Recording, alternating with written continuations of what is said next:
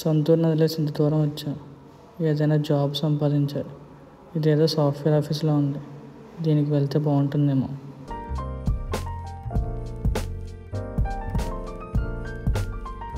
బాబు ఏం కావాలి? ఇక్కడ జాబ్ ఇస్తానన్నారు. నీ ఓటానికి ఇంత పెద్ద ఆఫీస్లో ఉద్యోగమా? వెళ్ళాలి బాయ్. అలా కాదన్నా,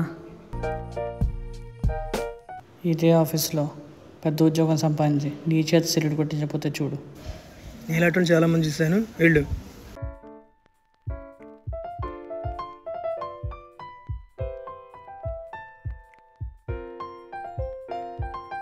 మన ఆఫీసులో వచ్చిన కొత్త జీఎం గారు వాటర్ అడిగారు, ఇచ్చిరాపు.